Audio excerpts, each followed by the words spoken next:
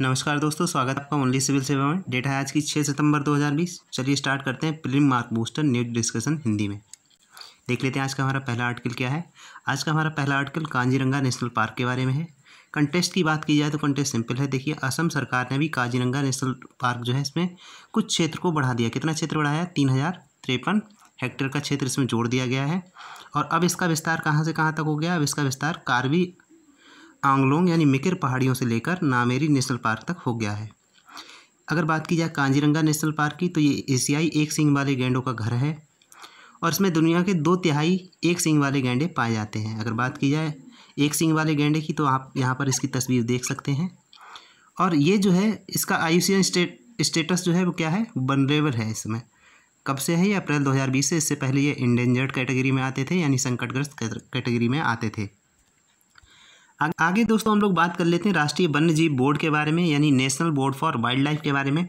ये क्या है? देखिए, जब भी किसी गवर्नमेंट को कोई भी चेंजमेंट करना होता है किसी वन्य जीव अभ्यारण्य में या राष्ट्रीय उद्यान में, तो बिना इस बोर्ड की मंजूरी के ये परिवर्तन नहीं किए जा सकते। ऐसे तो जब चाहे गवर्नमेंट किसी भी उद्यान को छोटा या बड़ा कर सकती है, तो इसके लिए एक बोर्ड बनाया गया है जिसका नाम है राष्ट्रीय वन्य जीव बोर्ड। इसका मुख्य कार्य क्या है? इसका मुख्य कार्य है भारत सरकार को नीतियों और संरक्षण के उपायों को तैयार करने की सलाह देना और साथ ही साथ वनों और वन्यजीवों के संरक्षण और विकास को बढ़ावा देना। और ये वन्य जीव संबंधी परियोजनाओं की समीक्षा करने की शक्ति भी रखता है। तो ये इसका कार्य है। चलते हैं आगे, देख लेते हैं दोस्तों काजीरंगा नेशनल पार्क की हिस्ट्री के बारे में। इसकी क्या इतिहास रहा है? तो इसकी स्थापना हुई थी, कब हुई थी इसकी स्थापना? 1908 में एक रिजर्व फॉरेस्ट के रूप में इसकी स्थापना हुई थी। इसका विस्तार कहाँ है? इसका विस्तार असम के गोलाघाट और नागांव जिले में है। इसे वन्य जीव अभ्यारण्य का दर्जा कब मिला था? इसे वन्य जीव अभ्यारण्य का दर्जा मिला था 1950 में। और 1974 में इसे नेशनल पार्क घोषित किया गया था। इंपॉर्टेंट है ये फैक्ट, यहाँ पर आप इसे याद रखिए। 1974 में इसे राष्ट्रीय उद्यान घोषित किया गया था, नेशनल पार्क से बनाया गया था। यूनेस्को की बर्ड हेरिटेज साइट में इसे कब इसे शामिल किया गया? इसे यूनेस्को की बर्ड हेरिटेज साइट में 1985 में शामिल किया गया और 2007 में इसे बाघ अभ्यारण्य का दर्जा दिया गया। चलते हैं आगे दोस्तों, बात कर लेते हैं यहाँ कौन कौन से फौना मिलते हैं, कौन कौन से जानवर मिलते हैं। तो यहाँ पर पाए जाने वाले कुछ मुख्य जानवर हैं: हाथी, gaur, sambar, wild pig, Bengal fox, golden jackal, lazy bear, Indian muntjac, Indian grey mongoose. Mongoose कहते हैं दोस्तों नेवला को। लिटिल इंडियन मंगूस, एक सींग वाले गेंडे, वाइल्ड वाटर बफेलो, दलदल हिरण, एशियाई हाथी और रॉयल बंगाल टाइगर। तो यहाँ पर ये कुछ मेन फौना पाए जाते हैं। कुछ अगर पक्षी भी यहाँ पर मिलते हैं, जैसे हंस, बेयर पूचड़ बत्तख, कुछ सारस यहाँ पर पाए जाते हैं, किंगफिशर, सफ़ेद बेल वाले बगुले। ठीक है, इस तरीके से आप यहाँ देख सकते हैं। यहाँ पर एक इम्पॉर्टेंट फैक्ट ये है कि यहाँ गिद्धों की 3 प्रजातियाँ पाई जाती हैं। कौन कौन सी? भारतीय गिद्ध यानी इंडियन बल्चर, बल्चर कहते हैं दोस्तों गिद्ध को, दुबले पतले गिद्ध यानी स्लेंडर बिल्ड बल्चर और इंडियन वाइट बल्चर। ठीक है, तो यहाँ पर ये कुछ गिद्ध की प्रजातियाँ पाई जाती हैं। चलते हैं आगे दोस्तों, अगर बात की जाए यहाँ पर पाए जाने वाले कुछ पेड़ पौधों की, कौन कौन सी वनस्पतियाँ यहाँ पर मिलती हैं, तो यहाँ जलोढ़ घास के मैदान मिलते हैं, जलोढ़ सवाना वन मिलते हैं, उष्णकटिबंधीय मिश्रित पर्णपाती वन मिलते हैं, उष्णकटिबंधीय अर्ध सवाना सदाबहार वन यहाँ पर पाए जाते हैं। दोस्तों, अगर बात की जाए गैंडों की जनगणना की, तो 2018 में यहाँ पर गैंडों की जनगणना हुई थी, जिसमें गैंडों की कुल संख्या कितनी थी? 2413 थी। और जनवरी 2020 में एक वेटलैंड वर्ड काउंट आयोजित किया गया था इस पार्क में, जिसमें 96 प्रजातियों के कुल 19,000 के करीब पक्षी यहाँ पर दर्ज किए गए थे। अगर बात की जाए बाघ की, तो इसमें बाघ भी पाए जाते हैं और बाघों की संख्या यहाँ पर, बाघों की संख्या के मामले में ये भारत का तीसरा सबसे बड़ा जो है पार्क है। इससे आगे जो 2 पार्क हैं वो कौन कौन से हैं? जिम कॉर्बेट नेशनल पार्क, जहाँ पर 215 बाघ मौजूद है इस समय, और बांदीपुर नेशनल पार्क में इस समय कितने हैं? 120 बाघ हैं, जबकि इस पार्क में 103 बाघ हैं। तो इस तरीके से तीसरी सबसे बड़ी बाघों की आबादी वाला पार्क है। चलते हैं आगे दोस्तों, बात की जाए इंडियन राइनो विजन 2020 के बारे में, तो इसे लॉन्च किया गया था 2005 में। यहाँ पर इंपॉर्टेंट फैक्ट है क्योंकि इसके जो नाम है इसमें 2020 आ रहा है, जबकि इसके लॉन्च कब किया गया था? 2005 में लॉन्च किया गया था। देखिए, इसे लॉन्च क्यों किया गया था? इसका लक्ष्य था 2020 आते आते 7 संरक्षित क्षेत्रों में एक सींग वाले गैंडों की संख्या जो है 3000 तक पहुँचाना, जबकि अभी तक हमारे यहाँ कितनी है? 2400 के समथिंग है। 2413 अभी हम लोगों ने डिस्कस किया। तो अभी हमारा जो ये इसका एम है उसे हमने अचीव नहीं कर पाया है। चलते हैं आगे दोस्तों, अब जल्दी से हम लोग देख लेते हैं असम के कुछ अन्य वन्यजीव उद्यान और पार्कों के बारे में। देखिए, यहाँ पर है मानस वाइल्ड लाइफ सेंचुरी, यहाँ पर आप देख सकते हैं। और ये है ओरांग नेशनल पार्क, जो कि इम्पॉर्टेंट है। यहाँ पर लोखोवा वाइल्ड लाइफ सेंचुरी है। ये काजीरंगा नेशनल पार्क है, आपको यहाँ पर दिख रहा है। और यहाँ पर इसके जस्ट ऊपर यहाँ पर है नामेरी नेशनल पार्क। और यहाँ पर नीचे जो है इस काजीरंगा के नीचे यहाँ पर आप देखिए, यहाँ पर है मिकिर पहाड़ियाँ, यानी जो हम लोगों ने अभी यहाँ पर डिस्कस किया था। यहाँ पर है होलंगा पार्क, गिवन वाइल्ड लाइफ सेंचुरी, और यहाँ पर है डिब्रू सैखोवा नेशनल पार्क। तो ये कुछ इंपॉर्टेंट यहाँ पर लोकेशंस हैं नेशनल पार्क की और वाइल्ड लाइफ सेंचुरी की, जो कि इंपॉर्टेंट है एग्जाम के पर्सपेक्टिव से। यहाँ पर आप देख सकते हैं ये गिबन है। गिबन एक प्रकार का बंदर होता है जो कि Hollonga park gibbon wildlife sanctuary में पाया जाता है।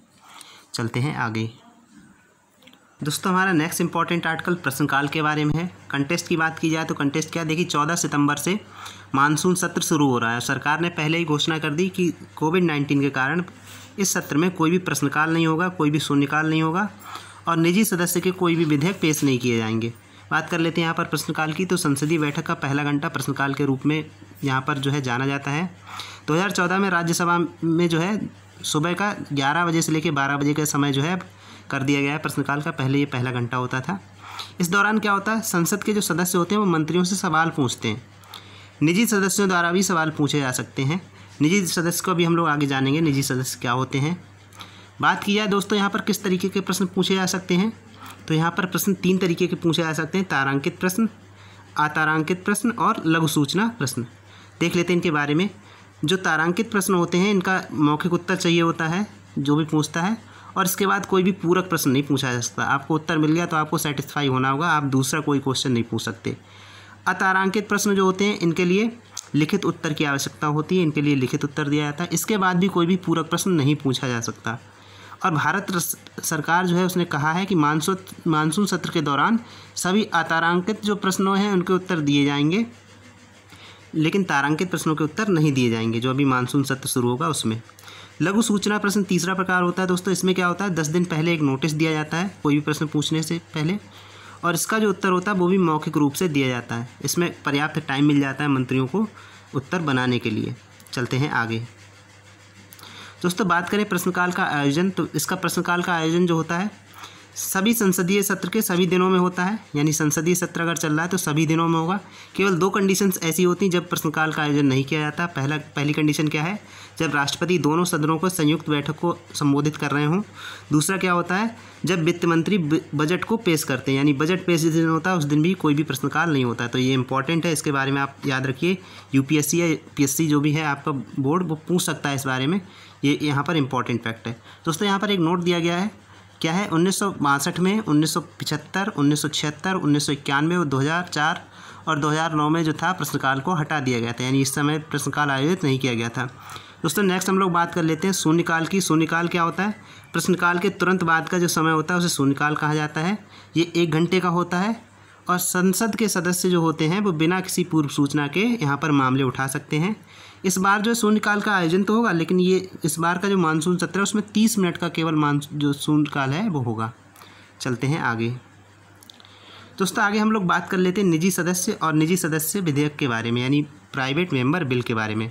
देखिए प्राइवेट मेंबर कौन होते हैं, ऐसे सांसद जो मंत्री नहीं है, यानी इसमें जो हमारी पार्टी जो इस समय रूल कर रही है उसके सांसद भी शामिल हैं और जो भी विपक्ष है और जो भी चुने हुए जो लीडर्स हैं वहाँ पर वो भी शामिल हैं। यानी मंत्री ना हो, मंत्री के अलावा जितने भी सांसद होते हैं उन्हें हम प्राइवेट मेंबर कहते हैं, ऐसे आप यहाँ पर इसे समझ सकते हैं। और इनके द्वारा अगर कोई विधेयक लाया जाता है तो उसे प्राइवेट मेंबर बिल कहा जाता है। और इसकी कौन घोषणा करता है कि ये कोई भी विधेयक अगर कोई निजी सदस्य लेके आ रहा है तो उसे अपनाया जाए या नहीं, इसका निर्णय कौन करता है, इसका राज्यसभा में निर्णय करते हैं राज्य सभापति और लोकसभा में करते हैं लोकसभा के अध्यक्ष। तो इस तरीके से आप यहाँ पर समझ सकते हैं। मैं इसे एक बार रफ कर देता हूँ, अब आप अच्छे से समझ सकते हैं। देखिए इसकी प्रक्रिया क्या है, इसकी प्रक्रिया है लाने की कि विधेयक लाने वाले सदस्य को 1 महीने पहले जो है नोटिस देना होगा, उसके पश्चात ही विधेयक को सूचीबद्ध किया जा सकता है। उसके बाद सदन का जो सचिवालय है वो परीक्षण करके देखता है कि प्रस्तावित विधेयक जो है संवैधानिक प्रावधानों और विधायी नियमों के अनुरूप है भी या नहीं है, इसके पश्चात ही उसे सूचीबद्ध किया जाता है, अन्यथा नहीं। आगे की प्रक्रिया दोस्तों देख लेते हैं। पीएमबी लाने के लिए यानी प्राइवेट मेंबर बिल लाने के लिए एक निश्चित दिन निर्धारित किया गया है। कौन सा दिन है? वो शुक्रवार, केवल शुक्रवार के दिन ही इन्हें लाया जा सकता है और उसी दिन उन पर चर्चा हो सकती है। ये नहीं कि आप किसी भी दिन ले आएँ। बाकी के जो भी बिल्स होते हैं, जो भी मंत्रियों के द्वारा पेश किए जाते हैं, वो किसी भी दिन किए जा सकते हैं, लेकिन पीएमबी जो है प्राइवेट मेंबर बिल, इसे केवल शुक्रवार को ही लाया जा सकता है। अभी तक कितने पीएमबी पास हुए हैं? तो अभी तक 14 प्राइवेट मेंबर बिल पास हो चुके हैं, जिनमें से 6 विधेयक जो थे 1956 में पास हुए थे और 1970 से लेकर अभी तक कोई भी पीएमबी पास नहीं हो सका है। तो यहाँ पर ये इंपॉर्टेंट फैक्ट है, आपको इन सभी को याद रखना है। चलते हैं आगे दोस्तों। हमारा नेक्स्ट इंपॉर्टेंट आर्टिकल जर्मनी की इंडो पैसिफिक रणनीति के बारे में है। कंटेस्ट की बात की जाए तो कंटेस्ट क्या है? देखिए, यूरोपीय संघ का जो वर्तमान अध्यक्ष कौन है? जर्मनी, और ये यूरोप की सबसे बड़ी अर्थव्यवस्था भी है। इसने अभी भारत के साथ मिलकर इंडो पैसिफिक रणनीति लॉन्च की है। तो ये आपको याद रखना है, जर्मनी ने भारत के साथ मिलकर की है। जर्मनी चाहता तो चीन के साथ भी कर सकता था, लेकिन जर्मनी ने भारत का साथ दिया। आगे हम लोग देख लेते हैं कि इस रणनीति में क्या क्या है। तो इस रणनीति में इंडो पैसिफिक रीजन में चीन का जो व्यवहार है वो अप्रत्यक्ष संदर्भ का मतलब होता है कई तरीके की चालबाजी यहाँ पर चीन ने की हैं जो कि जायज़ नहीं है। तो यहाँ पर चीन के कई ऐसे व्यवहार देखने को मिले जिसकी वजह से जर्मनी को यहाँ पर हस्तक्षेप करना पड़ा।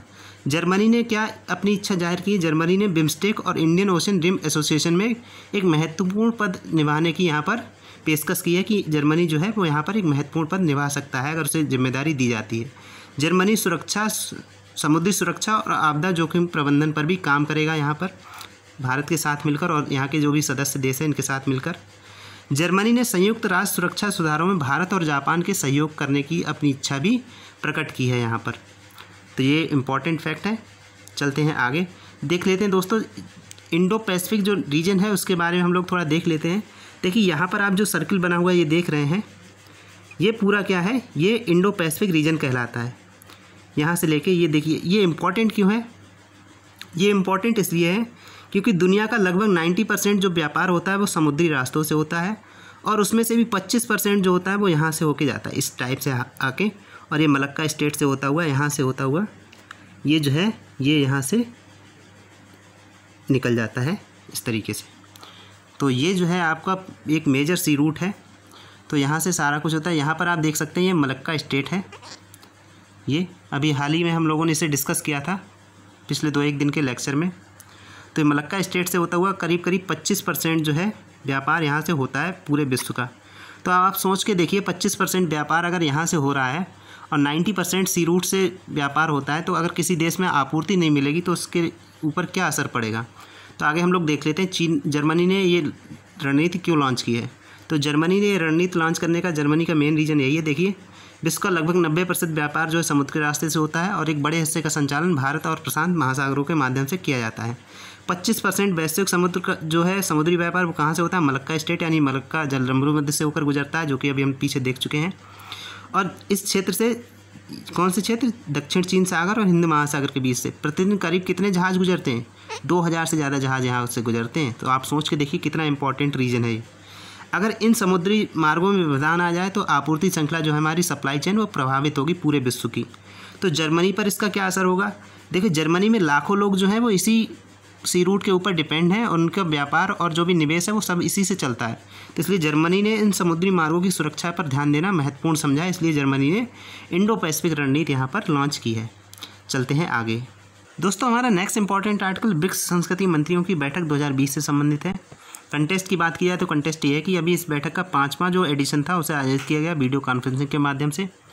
भारत की ओर से इसमें किसने भाग लिया? भारत की ओर से केंद्रीय संस्कृति और पर्यटन राज्य मंत्री स्वतंत्र प्रभार प्रहलाद पटेल ने इस बैठक में भारत की ओर से भाग लिया। आगे बात कर लेते हैं दोस्तों, मीटिंग में क्या प्रस्ताव भारत ने रखे। भारत ने यहाँ पर कुछ प्रस्ताव रखे हैं। कौन कौन से? पहला प्रस्ताव है भारत का, डिजिटल ऑनलाइन प्रदर्शनी की मेज़बानी के विकल्पों पर विचार किया जाए।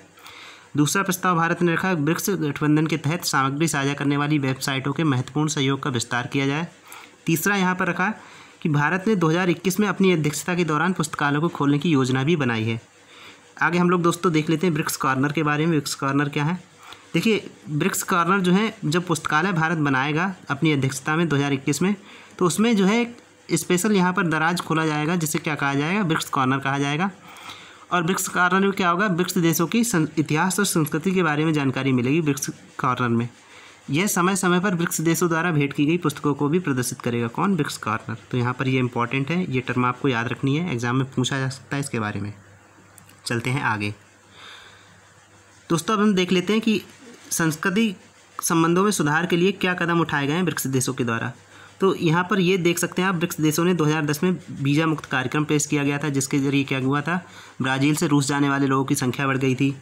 और उसके बाद 2013 में ब्राज़ील और दक्षिण अफ्रीका ने भी इसी तरीके के समझौते पर हस्ताक्षर किए थे। 2013 में ब्रिक्स संस्कृति विनिमय कार्यक्रम जो था, इसके दौरान चीन ने ब्राज़ील और रूस के पासपोर्ट धारकों को 72 घंटे शंघाई में बिताने के लिए और बीजिंग में बिताने के लिए बिना वीज़ा के अनुमति दी थी। भारत का ऐसा कोई भी समझौता किसी भी देश के साथ अभी तक नहीं है, ब्रिक्स के कोई भी सदस्य देशों के साथ नहीं है। भारत हालांकि ऐसे कार्यक्रम लाने के लिए कदम उठा रहा है। भारत ने इसके लिए क्या किया है, रूस, चीन और ब्राज़ील के पर्यटकों के लिए ई वीज़ा की सुविधा यहाँ पर शुरू की है। दक्षिण अफ्रीका ने भारतीयों के लिए वीज़ा मानदंडों में कुछ ढील भी दी है। और रूस पहुँचने वाले विदेशी पर्यटकों में भारतीयों की संख्या कितनी है, 16वें स्थान पर है भारतीयों की संख्या यहाँ पर। चलते हैं आगे दोस्तों, हम लोग देख लेते हैं बेसिक ब्रिक्स के बारे में। ब्रिक्स का अगर हम बेसिक की बात करें तो ब्रिक्स का जो बेसिक है उसमें ये कोई अंतर्राष्ट्रीय या अंतर सरकारी संगठन नहीं है, ना ही ये किसी संधि के तहत स्थापित किया गया है। इसे 5 देशों का एक एकीकृत प्लेटफॉर्म कहा जा सकता है। ब्रिक्स देशों के सर्वोच्च नेताओं तथा अन्य मंत्री स्तर जो सम्मेलन होते हैं ये प्रतिवर्ष किए जाते हैं।